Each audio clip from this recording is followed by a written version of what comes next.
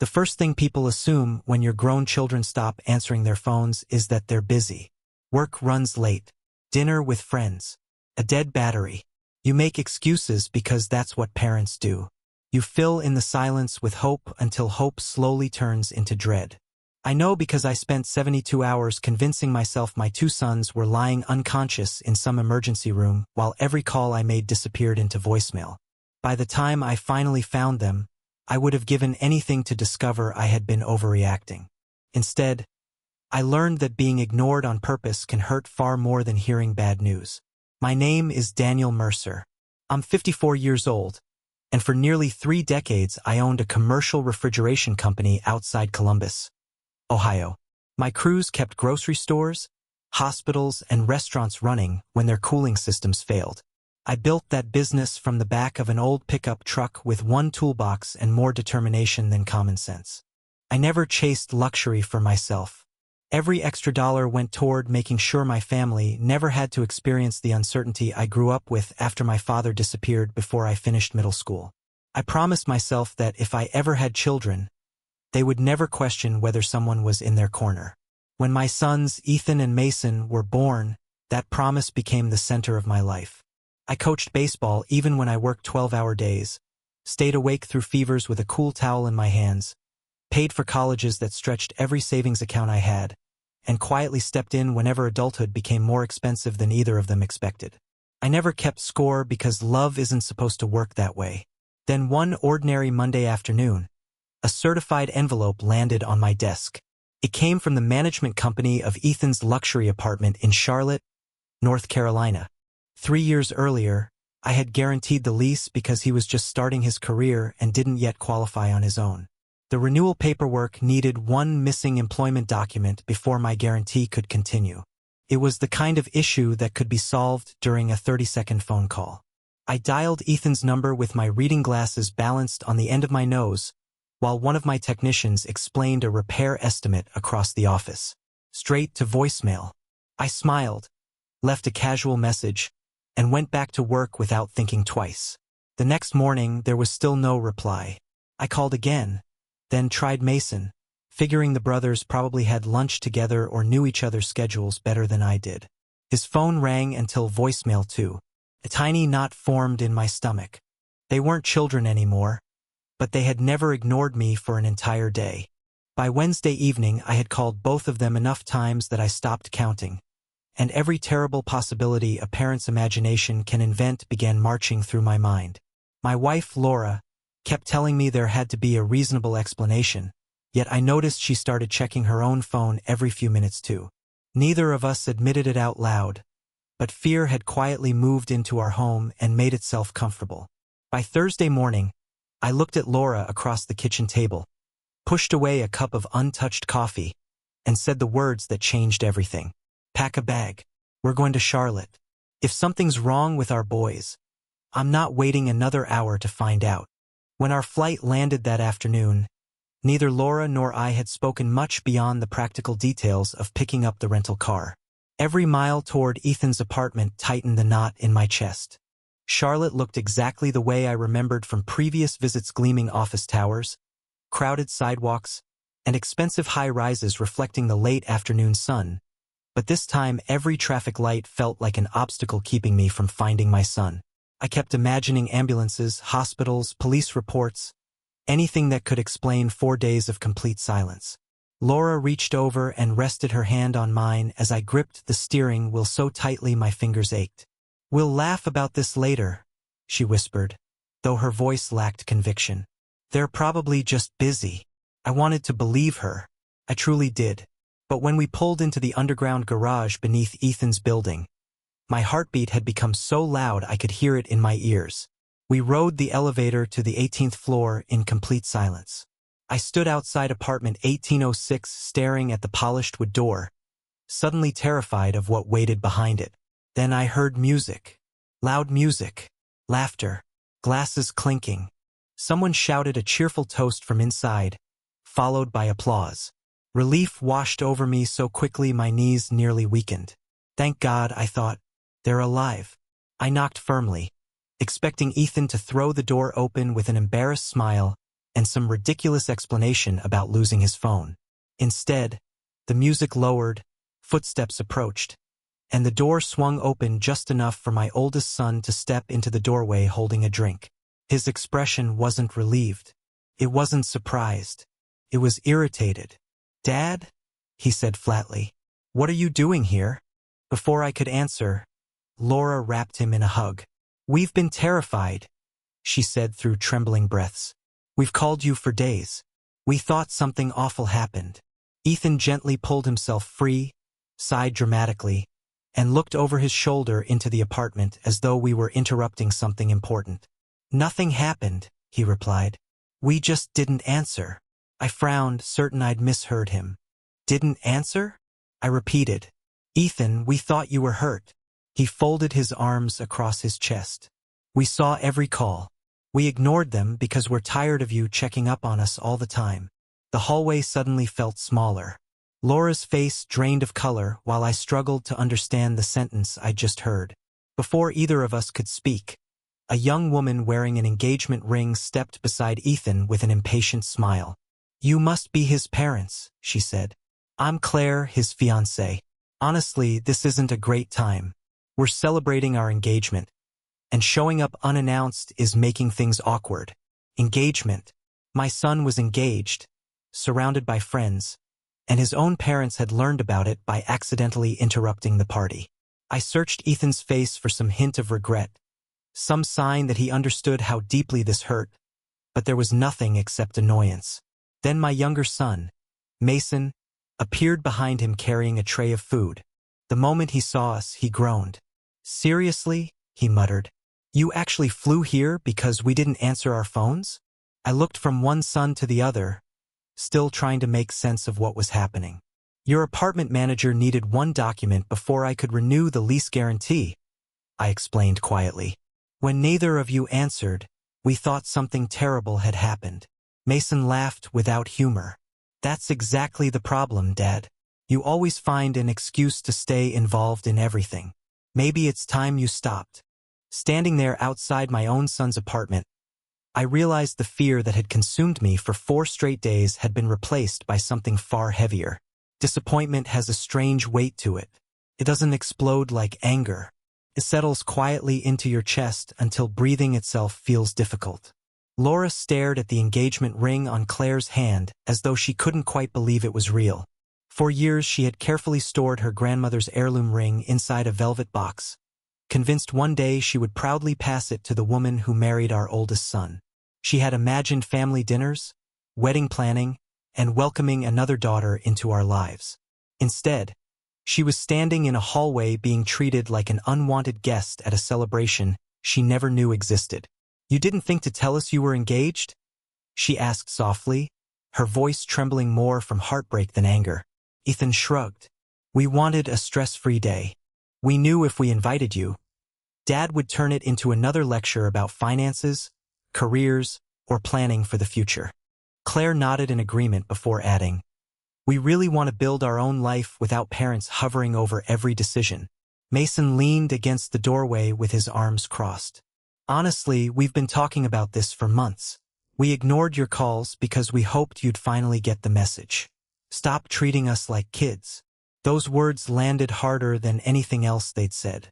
I replayed every baseball practice, every graduation, every late-night drive home from college, wondering how all those memories had somehow become evidence against me instead of proof that I'd always been there. I could have argued. I could have listed every sacrifice Laura and I had made over the last 27 years. But looking into their faces, I understood something painful. They weren't interested in understanding us. They had already decided who we were in their story. Quietly, I reached for Laura's hand. Her fingers were ice cold.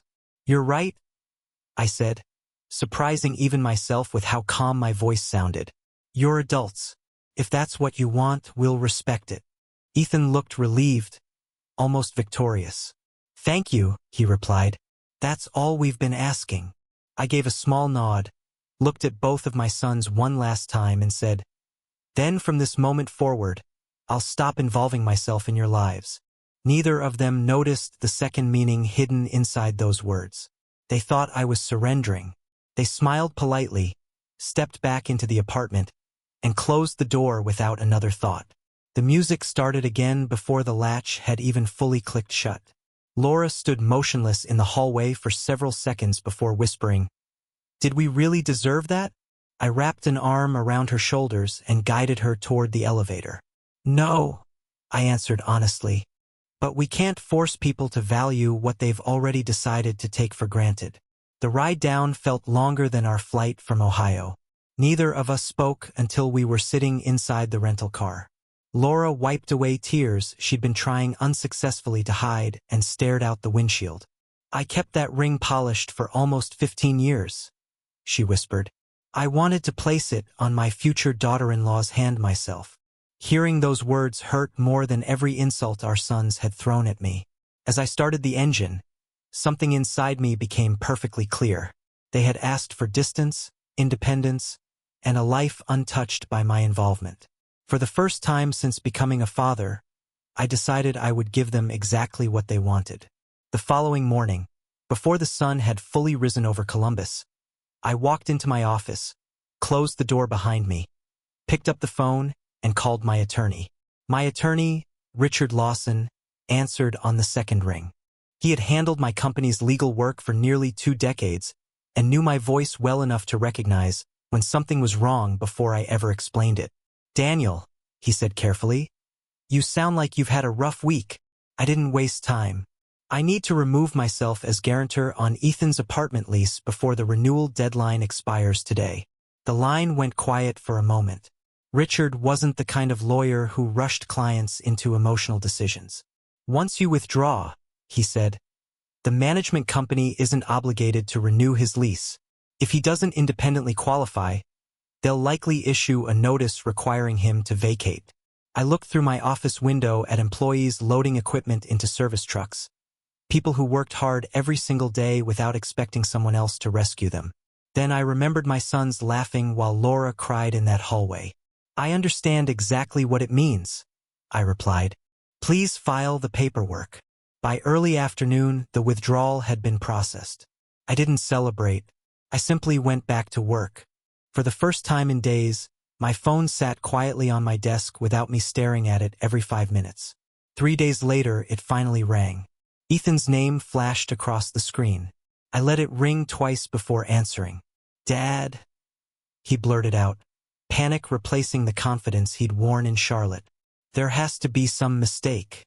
The building says my lease renewal was denied because the guarantor withdrew. They're giving us notice to leave if we can't provide another qualified signer immediately." I leaned back in my chair and spoke as calmly as I had outside his apartment. "There isn't a mistake, son. I removed my guarantee." Silence filled the line before he finally whispered, "Why would you do that?" I closed my eyes for a second, remembering his exact words. "Because you told me to stop involving myself in your life. I decided to respect your wishes." His breathing became heavier. "Dad, this is different. Claire and I can't qualify on our own yet. If we lose this apartment, everything falls apart." When I tried to help, I answered quietly, "You called it suffocating. I don't want to interfere anymore." He started talking faster, desperation replacing frustration. "Please, just fix this. I'll explain everything later." I looked at the family photograph sitting beside my computer. Laura stood between our 2 boys, all of us smiling during a beach vacation years earlier, long before gratitude had somehow turned into resentment. "No, Ethan," I said softly. "This isn't something I can fix anymore. You wanted independence. Independence comes with responsibility."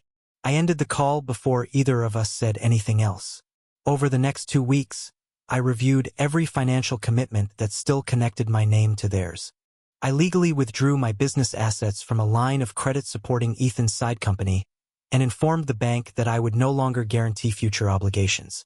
I also removed myself from the co-sign protection attached to Mason's vehicle loan, leaving both institutions to evaluate each account on its own merits. I wasn't punishing my sons. I was simply stepping out of roles they had insisted I no longer occupy.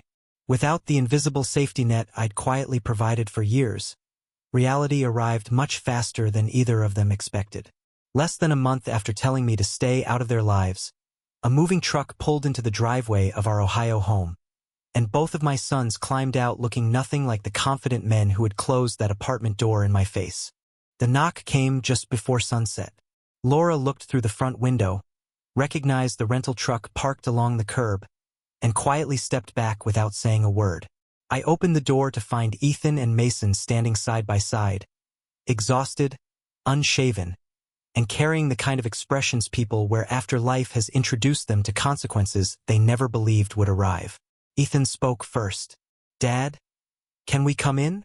I nodded once and led them into the living room where countless birthdays, Christmas mornings, and family movie nights had once filled the house with laughter.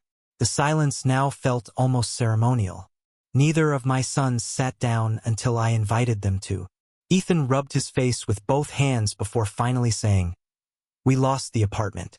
My business investors backed out after the credit issues started, and Claire called off the engagement last week. She said she wasn't signing up for a life filled with financial problems." Mason lowered his head. "The bank restructured my loan. I couldn't keep up with the payments, so I had to sell the Jeep." He swallowed hard before looking at me. Everything unraveled so fast. For several seconds, nobody spoke. Finally, Ethan looked directly into my eyes. "We thought you were trying to control us. We convinced ourselves every favor came with strings attached. We were wrong." Laura remained silent beside me, her hands folded tightly together. I studied my sons' faces, searching for blame, excuses, or anger. For the first time in weeks, I saw none. Only exhaustion and regret. "Do you know what hurt the most?" I asked quietly. "It wasn't losing the apartment. It wasn't hearing you tell me to stay away. It was realizing that while your mother and I believed something terrible had happened to you, both of you watched our calls come in and decided to let us suffer." Neither of them answered because there wasn't an answer that could erase that truth. Tears filled Laura's eyes as she finally spoke. "For 4 days I thought I might be planning my son's funerals." Ethan covered his face, and Mason stared at the floor. "We're sorry," Ethan whispered. "Not because we lost everything, but because we finally understand what we did to both of you." I believed he meant it, but forgiveness and trust are not the same thing. Some bridges can be rebuilt. Others require years of patient work before anyone dares to cross them again. A month later, Laura and I met with Richard one final time and updated our estate plan. Every asset would pass first to whichever spouse survived the other. After that, the majority of our estate would fund scholarships for students whose parents had spent their lives serving others: firefighters, paramedics, nurses, and military families. Ethan and Mason would receive modest personal gifts, not because we stopped loving them, but because we wanted our legacy to reflect gratitude, responsibility, and compassion rather than entitlement.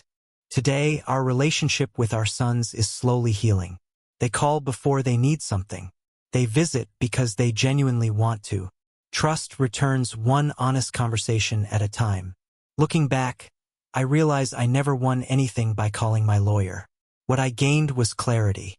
Sometimes the greatest act of love isn't protecting people forever. Sometimes it's stepping aside long enough for them to discover the weight of their own choices. My sons asked me to stop carrying them. Eventually, I did, and only then did they finally learn how to stand on their own.